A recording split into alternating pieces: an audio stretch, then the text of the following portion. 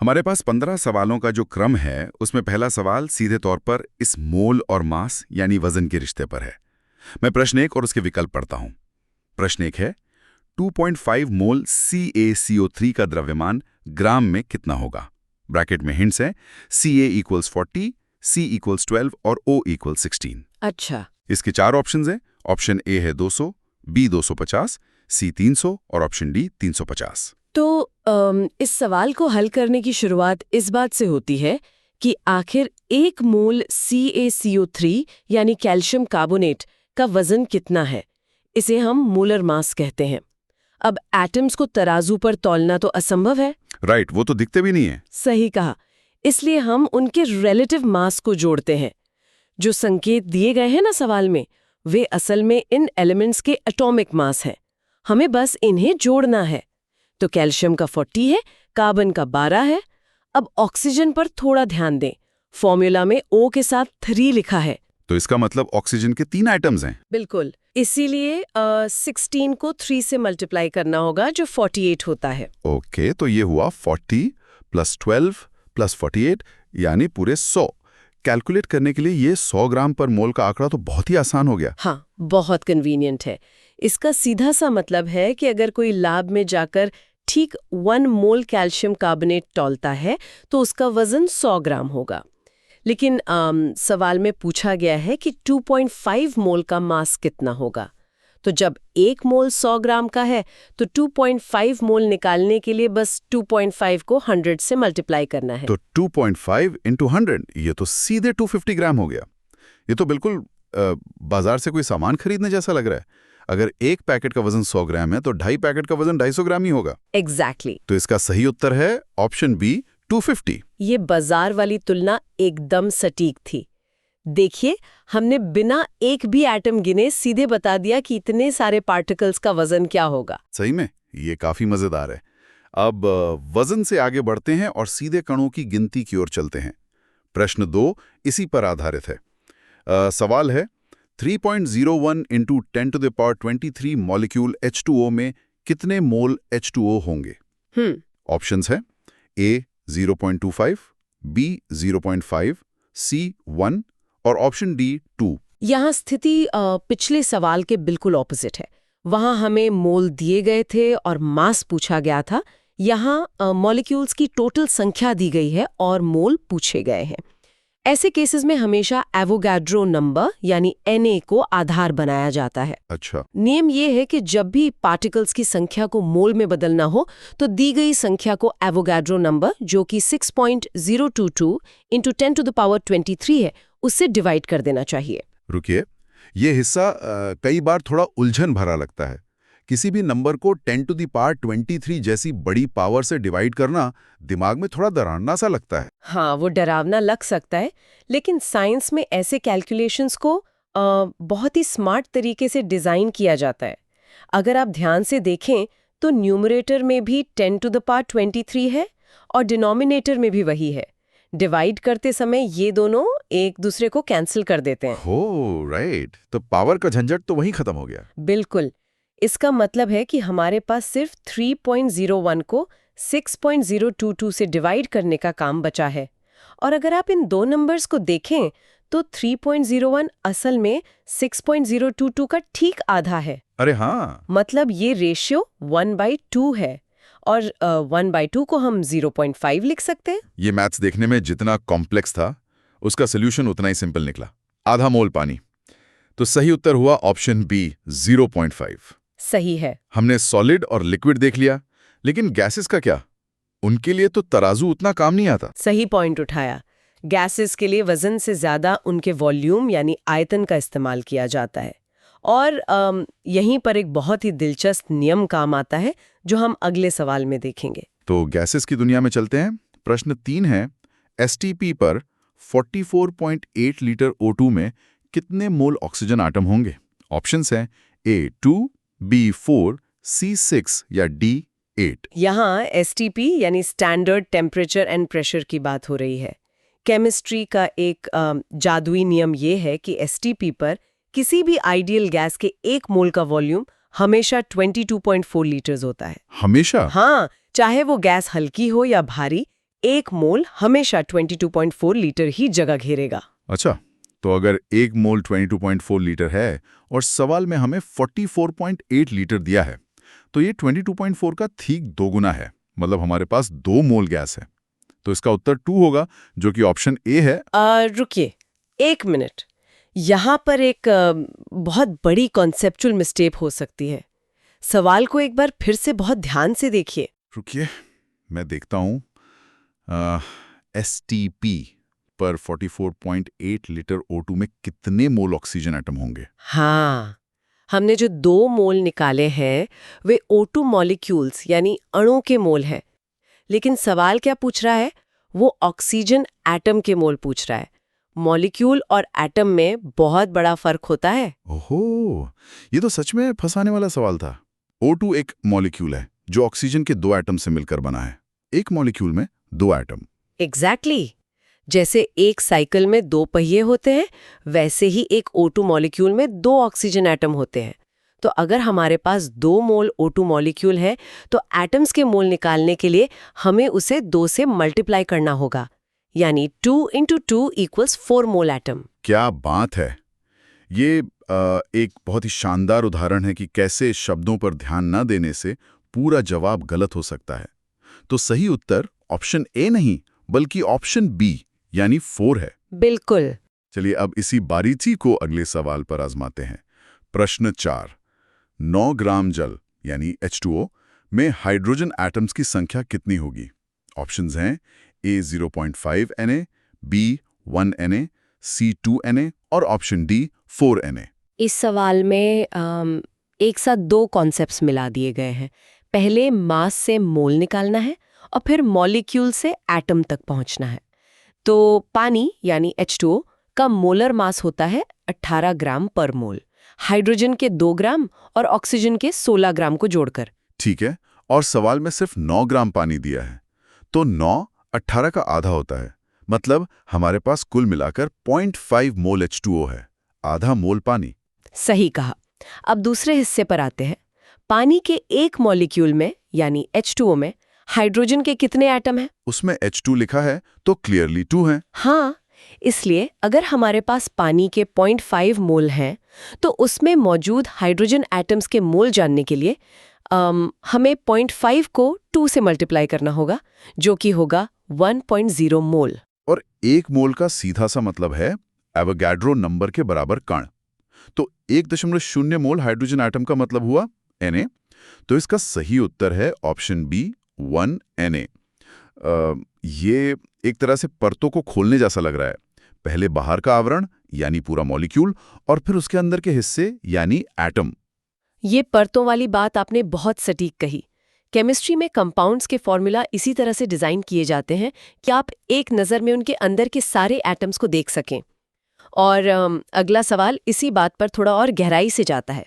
हाँ, अगला सवाल देखने में थोड़ा कॉम्प्लेक्स लगता है क्योंकि इसमें ब्रैकेट का इस्तेमाल हुआ है। प्रश्न 5 है 0.2 मोल Al2SO43 में कुल सल्फर एटम्स की संख्या होगी और ऑप्शंस हैं ए 0.2 Na, बी 0.6 Na, सी 1.2 Na और डी 3 Na। ये एल्यूमिनियम सल्फेट का फॉर्मूला है। यहाँ जो SO4 पर ब्रैकेट लगा है और उसके बाहर 3 लिखा है, वो मैथ के रूल्स की तरह ही काम करता है। ब्रैकेट के बाहर की संख्या का मतलब है कि अंदर की हर चीज 3 गुना है। तो एक मॉलिक्यूल में सल्फेट यानी SO4 के 3 ग्रुप मौजूद हैं। अच्छा, तो अगर हम सिर्फ सल्फर यानी S पर ध्यान दें तो ब्रैकेट के अंदर एक सल्फर है लेकिन बाहर 3 है। इसका मतलब पूरे मॉलिक्यूल में 3 सल्फर एटम है। एकदम सही पकड़ा है आपने। अब वापस सवाल पर आते हैं। हमें 0.2 मोल मॉलिक्यूल दिए गए हैं। क्योंकि एक मॉलिक्यूल में 3 सल्फर एटम है, तो सल्फर एटम्स के मोल निकालने के लिए टोटल मोल को 3 से मल्टीप्लाई करना होगा, यानी 0.2 × 3 हो गया 0.6 मोल। ये तो किसी रेस्टोरेंट में कॉम्बो मील ऑर्डर करने जैसा हो गया। कॉम्बो मील कैसे? मान लीजिए एक कॉम्बो मील में 3 बर्गर आते हैं। अगर किसी ने 0.2 कॉम्बो मील का ऑर्डर दिया, हाँ रियल लाइफ में ऐसा नहीं होता पर मान लेते हैं, तो उसके हिस्से में 0.2 × 3 यानी 0.6 बर्गर आएंगे। हाँ बिल्कुल सही। और क्योंकि हमें संख्या Na के रूप में बतानी है तो उत्तर 0.6 Na होगा। इस हिसाब से सही ऑप्शन है बी, 0.6 Na। ये कॉम्बो मील वाला एग्जाम्पल सच में बहुत मजेदार और याद रखने लायक है। चलिए अब आगे बढ़ते हैं। अब तक हमने मास, वॉल्यूम और एटम्स की गिनती के सवालों को थोड़ा अलग-अलग देखा है, लेकिन यहाँ से ये टॉपिक और भी ज्यादा एक्साइटिंग हो जाता है, क्योंकि अगले कुछ सवाल इन सभी कॉन्सेप्ट्स का एक मिला-जुला रूप है। अब असली टेस्ट होगा। प्रश्न 6, एसटीपी पर 11.2 लीटर CO2 में उपस्थित ऑक्सीजन एटम्स की संख्या कितनी होगी? ऑप्शंस हैं ए 0.5 Na, बी 1 Na, सी 2 Na या डी 4 Na। यहाँ फिर से शुरुआत वॉल्यूम से हो रही है। गैस का नियम याद करें, 1 mole of gas equals 22.4 litres. हमें सवाल में 11.2 लीटर CO2 दी गई है। अगर हम 11.2 को 22.4 से डिवाइड करेंगे तो हमें मिलेगा 0.5 मोल CO2, क्योंकि 11.2 आधा होता है 22.4 का। बिल्कुल। और अब तक तो हम जान ही चुके हैं कि आगे क्या करना है। सवाल पूरे मॉलिक्यूल का नहीं, बल्कि सिर्फ ऑक्सीजन एटम्स की संख्या पूछ रहा है। CO2 में O के साथ 2 लगा है, यानी एक मॉलिक्यूल में 2 ऑक्सीजन एटम है। राइट। तो अगर मॉलिक्यूल्स के 0.5 मोल हैं, तो ऑक्सीजन एटम्स के मोल होंगे 0.5 × 2, जो कि 1.0 मोल हो गया। और 1 मोल का मतलब है 1 × Na। देखा, एकदम सीधा हिसाब। तो इसका भी सही उत्तर है ऑप्शन बी, 1 Na। अगला सवाल एक कदम और आगे ले जाता है, जहां मोल से शुरू करके वजन तक पहुंचना है। प्रश्न 7, 1.5 मोल NH3 में हाइड्रोजन एटम्स का मास यानी द्रव्यमान ग्राम में कितना होगा? ऑप्शंस हैं A 3, B 4.5, C 6 या D 9। ये काफी भी दिलचस्प सवाल है। हमें अमोनिया यानी NH3 के 1.5 मोल दिए गए हैं और सिर्फ उसमें मौजूद हाइड्रोजन का वजन पूछा गया है। ओके। तो सबसे पहले ये पता करते हैं कि 1.5 मोल NH3 में हाइड्रोजन के कितने मोल हैं। एक मॉलिक्यूल में 3 हाइड्रोजन है, तो 1.5 मोल में होंगे 1.5 × 3, यानी 4.5 मोल हाइड्रोजन। ठीक है, तो हमारे पास 4.5 मोल हाइड्रोजन है, पर अब वजन कैसे निकालें? हाइड्रोजन का एटॉमिक मास तो बहुत ही कम होता है ना? हाँ, ये पीरियोडिक टेबल का सबसे हल्का एलिमेंट है।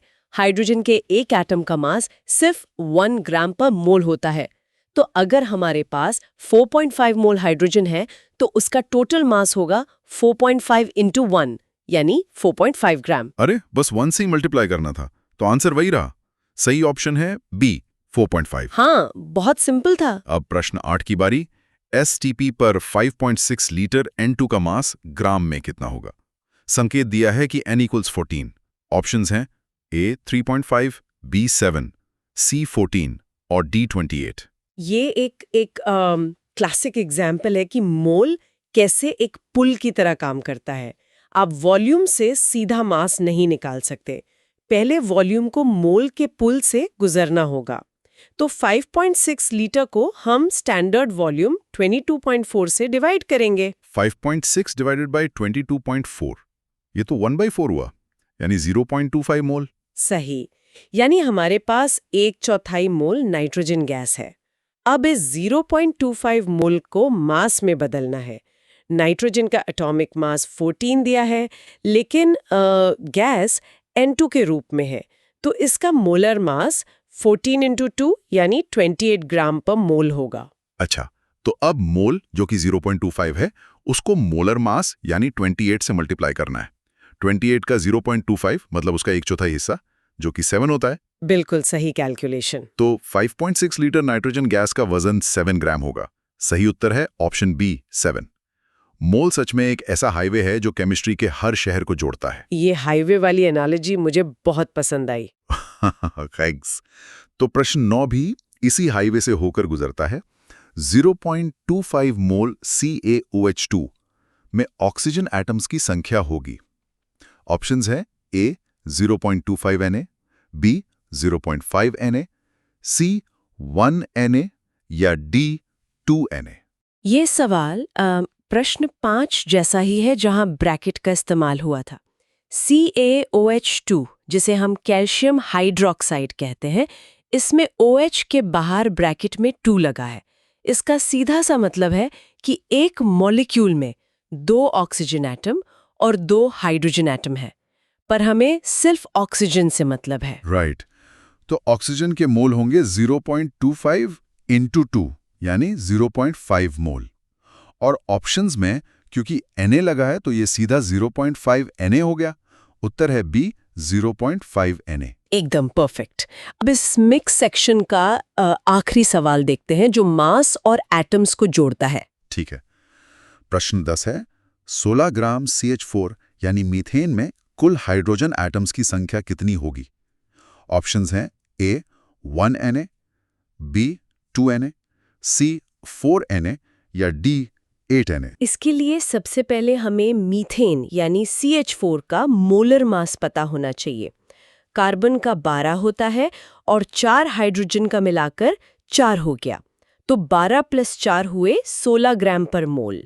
और देखिए सवाल में हमें एग्जैक्टली 16 ग्राम ही दिया गया है। अरे वाह, इसका मतलब हमारे पास ठीक 1 मोल मीथेन गैस है। ये कैलकुलेशन तो बहुत ही आसान हो गई। हाँ, और अब एक CH4 मॉलिक्यूल में 4 हाइड्रोजन एटम होते हैं, तो जब हमारे पास 1 मोल मॉलिक्यूल है तो उसमें 4 मोल हाइड्रोजन एटम होंगे। और 4 मोल हाइड्रोजन एटम का मतलब है एवोगाड्रो नंबर का 4 गुना यानी 4 Na। तो सही उत्तर है ऑप्शन सी 4 Na। बिल्कुल। ये सब एक रिदम की तरह काम कर रहा है।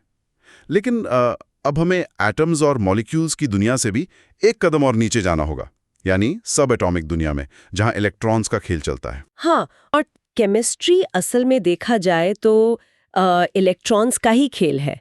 एटम्स और मॉलिक्यूल्स कैसे जुड़ते हैं, रिएक्ट करते हैं, ये सब इन्हीं इलेक्ट्रॉन्स पर निर्भर करता है। तो प्रश्न 11 इसी पर आधारित है। STP पर 33.6 लीटर H2 में कितने मोल इलेक्ट्रॉन होंगे? अब यहाँ एक बहुत ही मजेदार और उलझाने वाली बात है। वो क्या? विकल्प दिए गए हैं A2, B4, C6 और D8।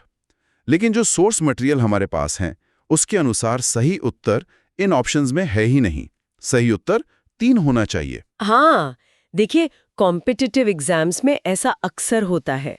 कभी कोई टाइपिंग मिस्टेक हो जाती है या ऑप्शंस भ्रामक होते हैं। ऐसे में हमें ऑप्शंस पर आंख मूंदकर भरोसा करने के बजाय अपने लॉजिक और कॉन्सेप्ट पर मजबूती से टिके रहना चाहिए। सही बात है। चलिए इसकी स्टेप बाय स्टेप कैलकुलेशन करते हैं। हमारे पास 33.6 लीटर H2 गैस है। इसे सबसे पहले मोल में बदलते हैं। 33.6 को 22.4 से डिवाइड करेंगे तो हमें मिलेगा 1.5 मोल H2। ओके, तो हमारे पास 1.5 मोल हाइड्रोजन गैस है। अब जरा सोचिए कि एक H2 मॉलिक्यूल में इलेक्ट्रॉन्स कितने होते हैं। हाइड्रोजन पूरे यूनिवर्स का सबसे सिंपल एटम है जिसमें सिर्फ एक इलेक्ट्रॉन होता है, लेकिन गैस H2 के रूप में है, यानी 2 एटम जुड़े हुए हैं, तो एक मॉलिक्यूल में कुल 2 इलेक्ट्रॉन हुए। ठीक है, अगर एक मॉलिक्यूल में 2 इलेक्ट्रॉन हैं, तो इलेक्ट्रॉन्स के मोल निकालने के लिए हमें गैस के टोटल मोल को 2 से मल्टीप्लाई करना होगा, यानी 1.5 इंटू 2 जो होता है 3 मोल। देखा आपने, हमारा मैथ और कॉन्सेप्ट साफ बता रहा है कि उत्तर 3 ही होगा। भले ही वो ऑप्शंस में नहीं है, लेकिन लॉजिकली यही एकमात्र सही जवाब है। ये एक बहुत बड़ा लेसन है। साइंस में रटने या अंदाजा लगाने से ज्यादा तर्क यानी लॉजिक का महत्व है। चलिए अब प्रश्न 12 की तरफ बढ़ते हैं। सवाल है 0.1 मोल Na2CO3 में कुल एटम्स की संख्या कितनी होगी? ऑप्शंस है ए 0.1 Na, बी 0.5 Na, सी 0.6 Na या डी 6 Na। इस सवाल में एक छोटा सा ट्विस्ट है। यहाँ किसी एक खास एलिमेंट जैसे सिर्फ ऑक्सीजन या सिर्फ सोडियम के एटम नहीं पूछे गए हैं। यहाँ कुल यानी टोटल एटम्स की संख्या पूछी गई है। इसका मतलब है कि हमें मॉलिक्यूल के अंदर मौजूद हर एटम को गिनना होगा। अच्छा, ठीक है, गिनते हैं।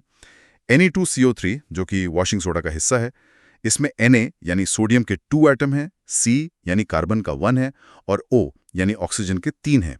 तो कुल मिलाकर 2 + 1 + 3 ये हुए 6 एटम पर मॉलिक्यूल। सही। तो अगर एक मॉलिक्यूल में 6 एटम है और हमारे पास 0.1 मोल मॉलिक्यूल है, तो कुल एटम्स के मोल होंगे 0.1 × 6 जो कि 0.6 मोल होता है। और इसे अगर Na के रूप में लिखेंगे तो ये 0.6 Na हो जाएगा।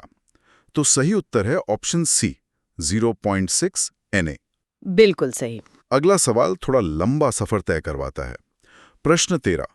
एसटीपी पर 2.24 लीटर SO2 में ऑक्सीजन एटम्स का मास ग्राम में कितना होगा?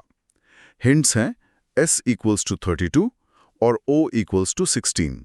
ऑप्शंस हैं A 1.6, B 3.2, C 6.4 और D 12.8।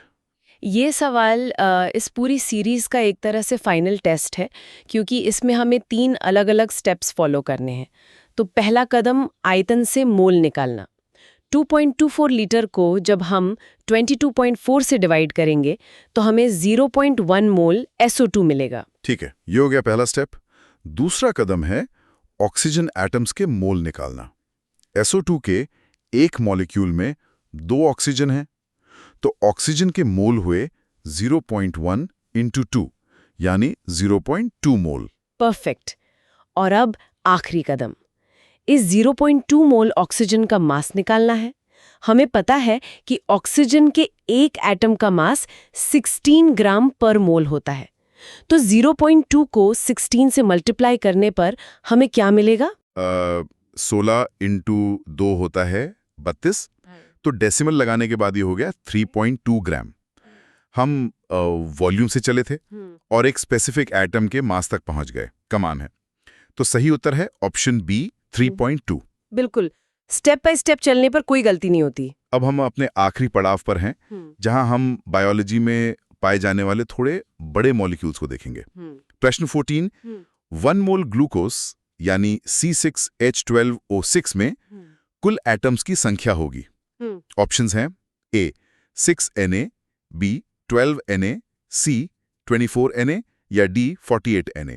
ग्लूकोज का ये फॉर्मूला देखने में थोड़ा लंबा और भारी लगता है, लेकिन इसे सॉल्व करने का तरीका बिल्कुल वैसा ही है जैसा हमने Na2CO3 वाले सवाल में किया था। बिल्कुल। हमें बस सारे एटम्स को जोड़ना है। चलिए जोड़ते हैं। कार्बन के 6, हाइड्रोजन के 12 और ऑक्सीजन के 6। अगर सबको जोड़ें तो 6 + 12 + 6, ये टोटल हो गया 24 एटम पर मॉलिक्यूल। और सवाल में तो सिर्फ एक मोल ही दिया गया है। हाँ, तो 1 मोल मॉलिक्यूल में 24 मोल एटम होंगे और संख्या के रूप में ये सीधा 24 Na हो जाएगा। बड़ा मॉलिक्यूल हो या छोटा, रूल कभी नहीं बदलता। इसका सही उत्तर है ऑप्शन सी 24 Na। अब आते हैं आज के आखिरी सवाल पर। चलिए। प्रश्न 15। 0.05 मोल H2SO4 में हाइड्रोजन एटम्स की संख्या होगी। ऑप्शंस हैं A 0.05 Na, B 0.1 Na, C 0.5 Na और D 1 Na। H2SO4 यानी सल्फ्यूरिक एसिड। इसके एक मॉलिक्यूल में क्लियरली 2 हाइड्रोजन एटम होते हैं। सवाल में हमें 0.05 मोल एसिड दिया गया है, तो हाइड्रोजन एटम्स के मोल निकालने के लिए हम टोटल मोल को बस 2 से मल्टीप्लाई करेंगे। 0.05 को 2 से मल्टीप्लाई करने पे आता है 0.1, तो हाइड्रोजन के 0.1 मोल हुए, जिसे हम 0.1 Na लिख सकते हैं। इस आखिरी सवाल का सही उत्तर है ऑप्शन बी 0.1 Na। इन पूरे 15 सालों से गुजरने के बाद मुझे लगता है एक बात बिल्कुल साफ हो जाती है।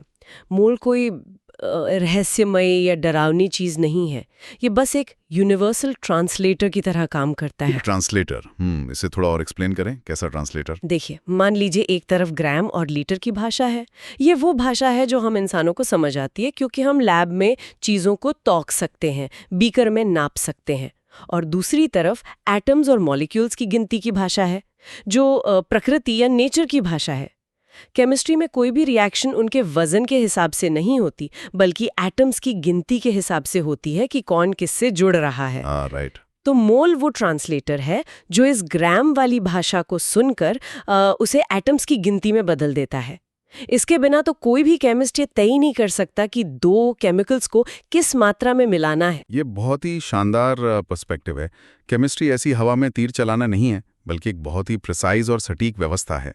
और मोल कॉन्सेप्ट वो मजबूत पुल है जो इस पूरी व्यवस्था को खड़ा रखता है। और सच कहूं तो यही साइंस की असली खूबसूरती है। एक बार जब आपको किसी कॉम्प्लेक्स लगने वाली चीज का कोर पैटर्न या रूल समझ में आ जाता है, तो फिर वो कभी डरावनी नहीं लगती, बल्कि बहुत ही लॉजिकल और आसान लगने लगती है। बिल्कुल सही कहा। आज के इस विस्तृत विश्लेषण को खत्म करने से पहले शुरुआत में जो हमने बात की थी उस पर वापस लौटते हैं। हमने रेत के कणों से पृथ्वी को ढकने की बात की थी, लेकिन जरा एक और चीज की कल्पना करें। अगर कोई व्यक्ति प्यास लगने पर सिर्फ एक घूंट पानी पीता है, जो मुश्किल से 18 ग्राम होता होगा, तो वो असल में पानी के एक पूरे मोल यानी 6.022 × 10⁻23 मॉलिक्यूल्स को निगल रहा होता है। ओ बाप रे! हाँ, ये संख्या इतनी विशाल है कि एक छोटे से घूंट पानी में मौजूद मॉलिक्यूल्स की गिनती पूरे ऑब्जर्वेबल यूनिवर्स में मौजूद तारों की संख्या से भी कई ज्यादा है। ये सच में माइंड ब्लोइंग थॉट है। हम रोजमर्रा की जिंदगी में इतने आसानी से कितने सारे मोल्स कंज्यूम कर लेते हैं और हमें पता भी नहीं चलता। एग्जैक्टली। तो बस इस सोच के साथ हम आज यहीं रुकते हैं। अपने आसपास की साधारण सी लगने वाली चीजों को देखने का नजरिया बदलिए, क्योंकि हर एक बूंद में और हर एक कण में एक पूरा यूनिवर्स छिपा है। आज के इस विश्लेषण में हमारे साथ जुड़ने के लिए बहुत बहुत शुक्रिया। अगली बार एक नए सोर्स और एक नए दिलचस्प टॉपिक के साथ फिर मिलेंगे।